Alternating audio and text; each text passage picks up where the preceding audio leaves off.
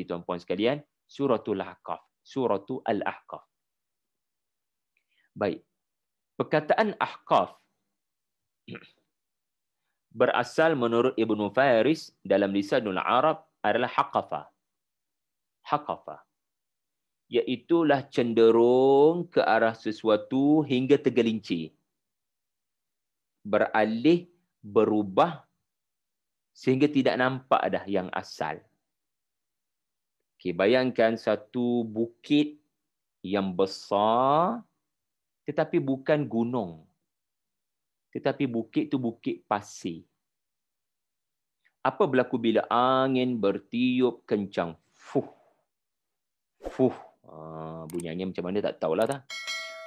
Apa akan berlaku? Haqafa. Akan berlakunya perubahan kepada bukit pasir berkenaan. Tadi bentuk macam huruf tertentu, tiba-tiba membentuk huruf lain.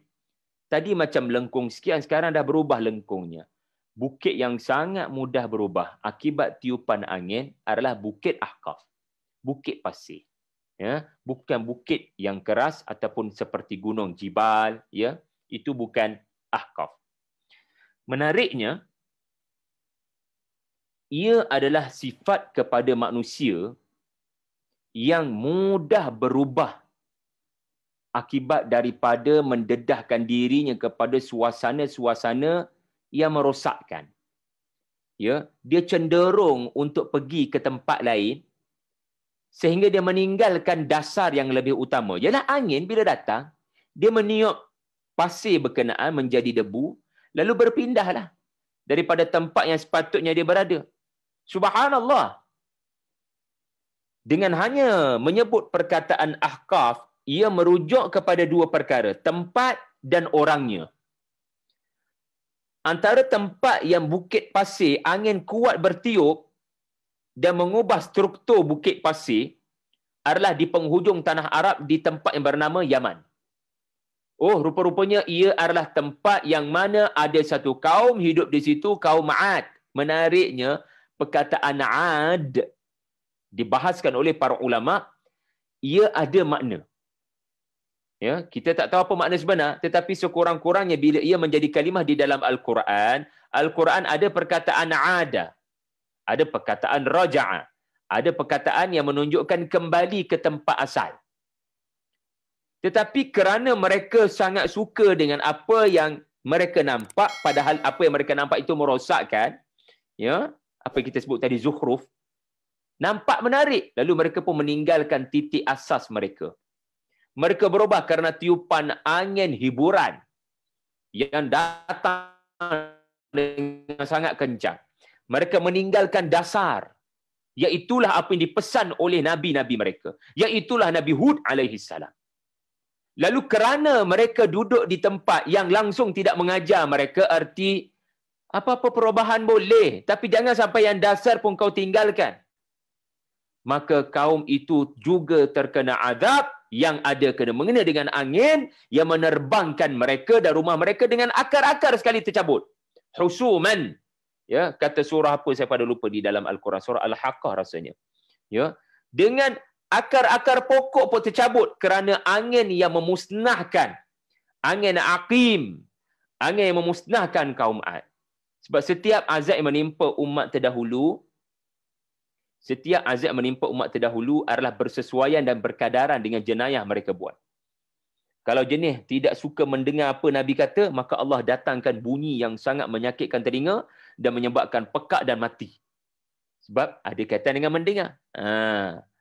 Lalu sikap penduduk di sini sangat mirip dengan apa yang terjadi pada bukit pasir. Ini makna Al-Ahqaf, bukit pasir, haqafa, yang cenderung melakukan perubahan. Ia tidak tetap pada tempatnya, itulah juga perangai kaum Ad. Dan nama Ad itu sendiri bermakna kembalilah. Tetapi mereka tidak mahu kembali. Dan menariknya, surah yang terakhir Hawamim ini berakhir dengan menjemput kedatangan suratul Muhammad. Subhanallah. Kerana selepas suratul Ahqaf, surah apa tuan-puan sekalian? Surah yang diturunkan di Madinah. Tala'al badru alaina. Kan?